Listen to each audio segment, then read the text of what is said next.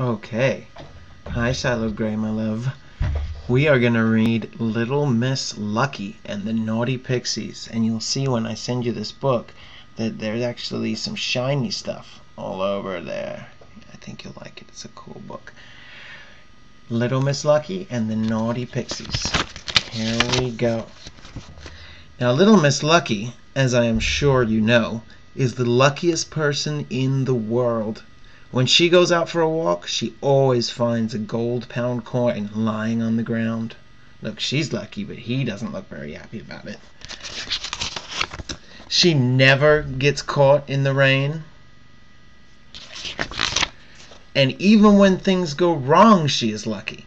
The other week, she locked herself out of Horseshoe Cottage, where she lives, and guess who should come round the corner? Mr. Latchkey the locksmith. However, last week, strange things started to happen to Little Miss Lucky. The sort of things that never normally happen to her. Unlucky things. She walked under a ladder and a pot of paint fell on her head. Splat! Who's up on that ladder? And when she was walking down the high street, she fell into an open manhole. Bump!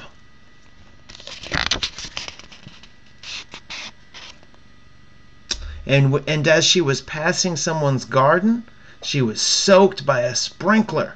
Splash! Little Miss Lucky could not understand what was going on. But have you noticed anything? Have you noticed anyone new nearby when these unlucky things happen? That's right. Some small troublemakers are playing tricks on her. And do you know who they are? I'll tell you. They are pixies. Very naughty pixies. Poor Little Miss Lucky. She did not know that pixies were to blame, though. She thought that her luck had run out. She was so worried that she went to see Dr. Make-You-Well. But the doctor was not there, and nobody knew what had happened to him. More bad luck, thought Little Miss Lucky to herself. The next day, she paid another visit to Dr. Make-You-Well's surgery. But again, he was not there. Double bad luck. Looks like the car got a flat tire. And I wonder why. On her way home, Little Miss Lucky met Little Miss Wise and explained to her how she had run out of luck. I suspect, suggested Little Miss Wise, that it is not so much a case of bad luck as somebody playing tricks on you. Somebody like Mr. Mischief, for instance. The more Little Miss Lucky thought this over, the more she hoped Little Miss Wise was right. That evening she devised a plan to catch the culprit. She sprinkled flour on the floor round her bed before she went to sleep.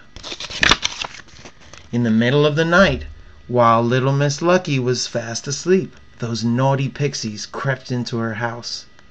The first naughty deed was to swap the sugar in the sugar bowl with the salt in the salt cellar. Then the pixies sneaked upstairs and left the largest alarm clock that you have ever seen on Little Miss Lucky's bedside table.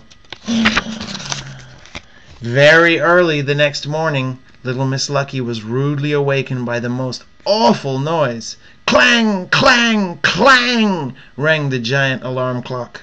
Little Miss Lucky's ears were ringing. When she looked down at the floor, there was a trail of flowery footprints for her to follow out of the door and down the stairs. Flowery footprints that were much too small to be Mr. Mischief's. And, as I am sure you can guess, those flowery footprints led Little Miss Lucky all the way to where the pixies lived. The pixies were so surprised and worried at being caught that they promised there and then to never play another trick on Little Miss Lucky. Little Miss Lucky left feeling very happy, knowing that she was just as lucky as she had always been.